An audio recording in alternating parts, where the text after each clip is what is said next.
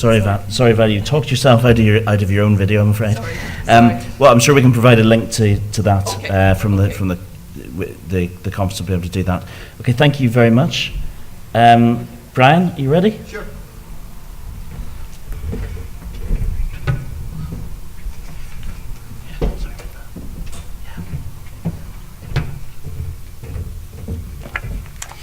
Thanks, Chris. Good afternoon, everybody. Siobhan Dunn, not in the audience. Siobhan Dunn talked yesterday about library anxiety.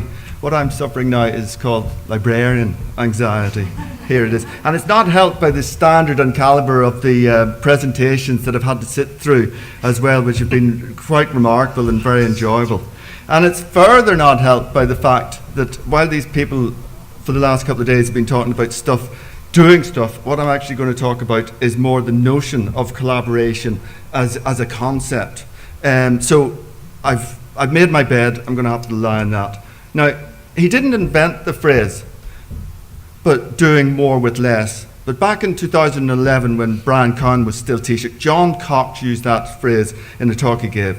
Now, he was anticipating bad times ahead and the need for some creative thinking and accounting. At the time, he was obviously not talking about doing more with less people, because you can't do more with less people. You can do more with fewer people, but you can't do it with less people. So my emphasis this afternoon is our opportunity that the crisis provides, okay, to seek out new collaborations with different people in our organisations, and in doing so, whether accidentally or not, strengthen our role in the academic firmament by forging new alliances and further embedding ourselves in the student learning process.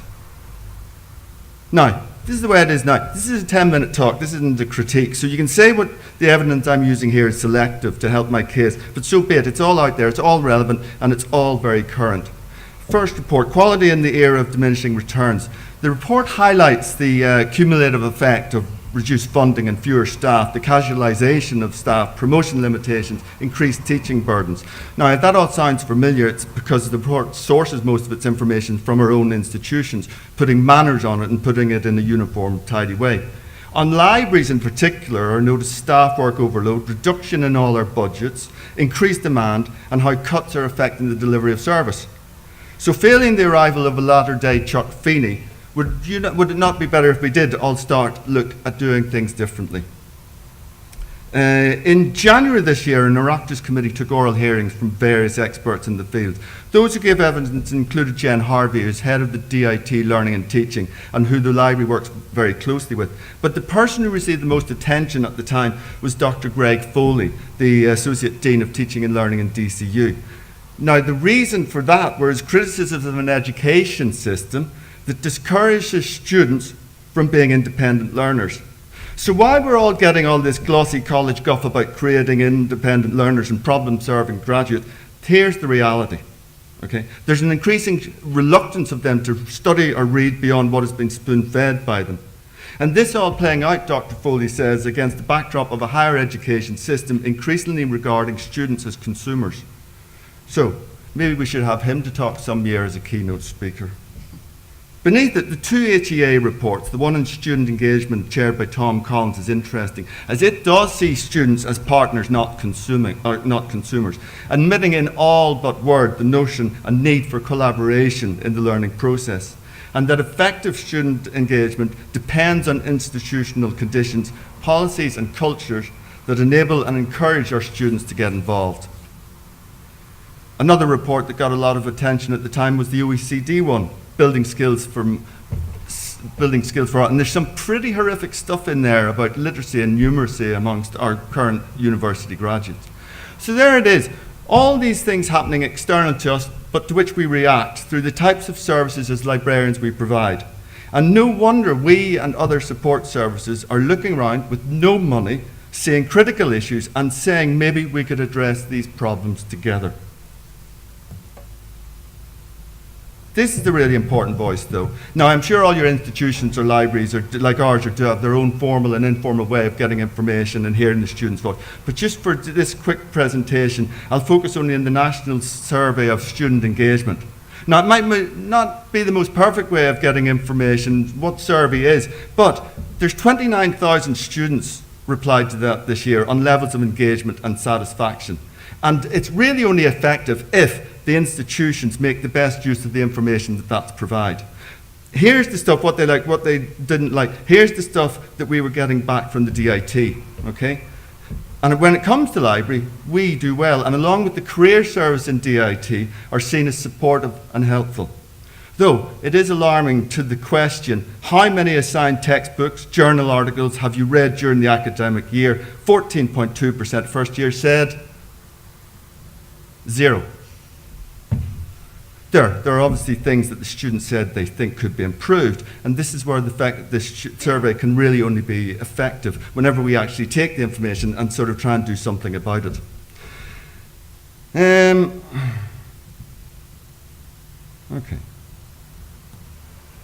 Okay. This is the crux of the thing.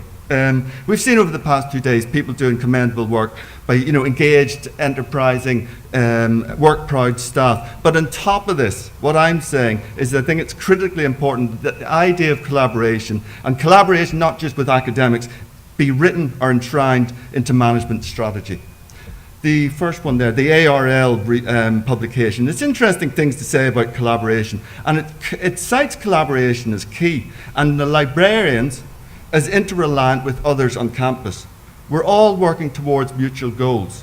The library is not an island, and as it says somewhere in that report, a library-centric approach to whatever is doomed to fail. Okay? Now, we've had the Conul strategy presented today, this afternoon, and we heard, it's got all the buzzwords, and I've read it.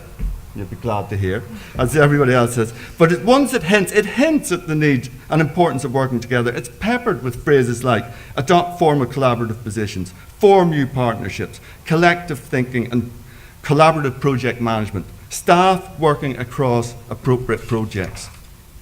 So it's there, and even this very conference is sending out that subliminal message of accepting collaboration as the new norm, as something that is something just that we do all the time, and justifiably so.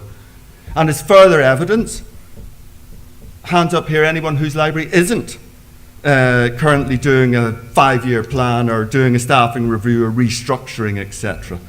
as well. I referenced the Trinity plan, not to single it out as such, but because it's probably the most public and visible of the raft of plans hitting the newsstands.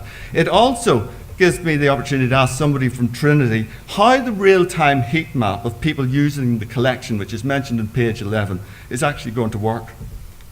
And finally, DIT, we too are looking at our current services and staffing needs, etc. The plan's at what you might call the adolescent stage at present. This is our current tagline, do things differently, do different things. But like the doing more with less mantra, it assumes the potential that can be played by collaboration. Now, here's the way I believe you can make sure that collaboration happens by choice and not chance. The talking shops, the sort of sitting, beyond the obvious and obviously important, are these hard-working, unsung groups made up of academics and support staff. Like us in the library working with community links, we've heard talk about the careers work that we're doing as well, learning and teaching staff. The names of the group really sum up the sort of the work there. I'm not going to go into it, and the librarians sitting on all of them. And as a result of all that sitting, we get all of this happening. Okay, 10 steps to engage your first years, induction checklists. We have close and collaborative linkages with the Math Learning Centre and the Academic Writing Centre. I'll pick just one of the my early forays into collaboration, which was somewhere in there. The Making Information Work VLE module on WebCT. Now that's probably about 10 years ago. And that was whenever we were working with learning technologists. We provided the content, we provided the wording, but they did all the fun bits, the staging and the design of it, which was great because we'd have an idea and they would say, well, could we do this and make this flash up here and this happen there, and they'd do it. So it's a natural choice to be working with these people, two parties working together at their collective strengths. I thought it was very impressive at the time, but I quickly learned 2 lessons at that early time. Simply putting these things up as a resource wasn't enough. All the staff, all the academics loved it, but it wasn't pitched, sold, or marketed enough to the students. And we heard that message this morning. at some stage it sort of went in at some stage, but it's just that there has to be a great concentration played onto the actually selling of something, the marketing of that as well. And the second thing at the time, we used images and examples and stuff that were contemporary and current. Things like pictures of Tony Blair. But much as he might have hoped, Tony Blair doesn't stay Prime Minister forever. And you find yourself very quickly having to edit text and change material. So best on these things to go a more generic way and sort of, as the case with, say, you take something like the Let's module and DCU, in which you can sort of, it's more manageable, etc. I talked at this conference last year and I was under my limit, so I get my minute from last year. I'm being very fair here. I'm almost done. All I'll say is everything on there is clickable links. So if you know, at your own leisure, if you feel like it, if you want to, do go and have a look at those if you feel like it. Now, and that more or less does finish my 10 minutes of compressed outpouring of energy that here. I just mentioned there's a link there. The new Minister of Education has opened this consultation process. So if you or anyone you know has been affected by any of the issues raised in this presentation, you can visit this website for more advice and information. Lines will remain open until midnight on Wednesday, the 8th of June. Thank you very much.